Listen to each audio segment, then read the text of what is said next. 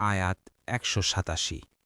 উহিল্লা লাকুম লাইলাতাস সিয়ামির রাফাসু ইলা নিসাইকুম হুন্না লিবাসুল লাকুম ওয়া আনতুম লিবাসুল লাহুন্না আলিমাল্লাহু আন্নাকুম কুনতুম তাখতানুনা আনফুসাকুম ফাতাবা আলাইকুম ওয়া আফা আনকুম فالآن باشروهن وابتغوا ما كتب الله لكم وكلوا واشربوا حتى يتبين لكم الخيط الأبيض من الخيط الأسود من الفجر ثم أتموا الصيام إلى الليل ولا تباشروهن وأنتم عاكفون في المساجد تلك حدود الله فلا تقربوها كذلك يبين الله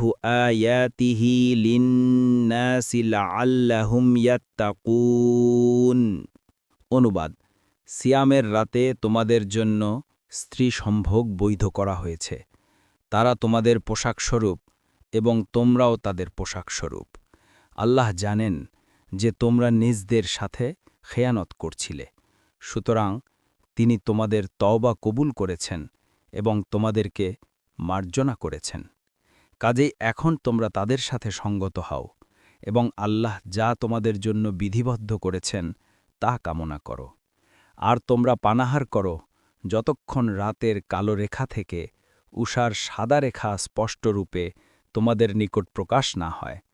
তারপর রাতের আগমন পর্যন্ত সিয়াম পূর্ণ করো।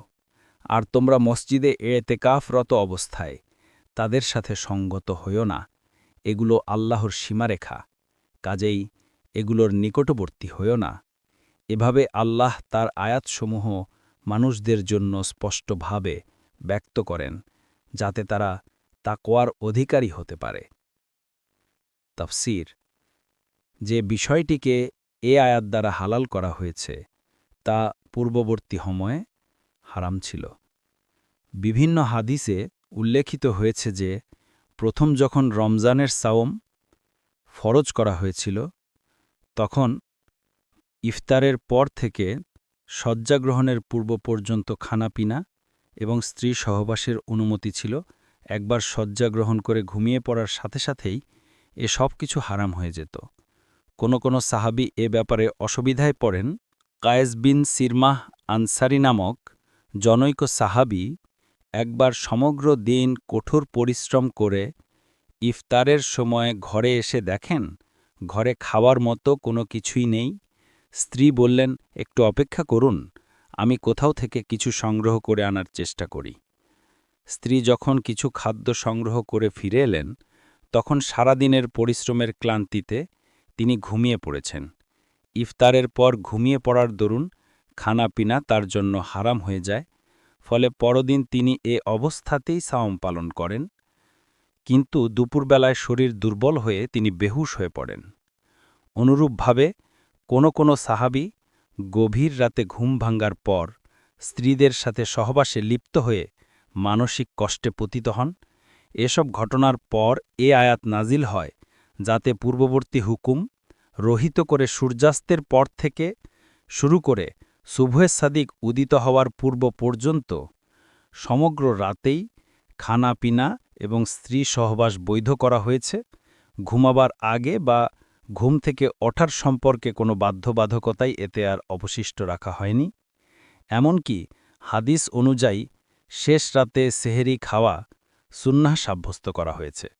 আলোচ্য আয়াতে এ সম্পর্কিতই নির্দেশ প্রদান করা হয়েছে।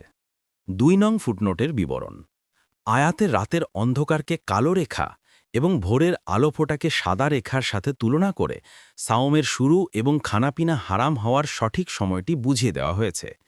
অধিকন্তু এ সময়সীমার মধ্যে কম বেশি হওয়ার সম্ভাবনা যাতে না থাকে সেই জন্য হাত্তা ইয়াতাবাইয়ানা শব্দটিও যোগ করে দেওয়া হয়েছে। এতে সুস্পষ্টভাবে বলে দেওয়া হয়েছে যে সন্দেহপ্রবণ লোকদের ন্যায় সুবহে সাদিক দেখা দেওয়ার আগেই খানাপিনা হারাম মনে করো না, অথবা এমন অসাবধানতাও অবলম্বন করো না যে সুবহে সাদিকের আলো ফোটার পরও খানাপিনা করতে থাকবে। বরং খানাপিনা এবং সাওমের মধ্যে সুবহে সাদিকের উদয় সঠিকভাবে নির্ণয়ই হচ্ছে সীমারেখা। সীমারেখা উদয় হওয়ার পূর্ব পর্যন্ত খানাপিনা বন্ধ করা জরুরি মনে করা যেমন জায়েজ নয়, তেমনি সুবহে সাদিক উদয় হওয়ার ব্যাপারে ইয়াকিন হয়ে যাওয়ার পর খানাপিনা করাও হারাম এবং সাওম নষ্ট হয়ে যাওয়ার কারণ, তা 1 মিনিটের জন্য হলেও। সুবহে সাদিক উদয় হওয়া সম্পর্কে ইয়াকিন হওয়া পর্যন্তই সেহরির শেষ সময়। মারিফুল কোরআন। ইতিকাফের শাব্দিক অর্থ কোনো এক স্থানে অবস্থান করা।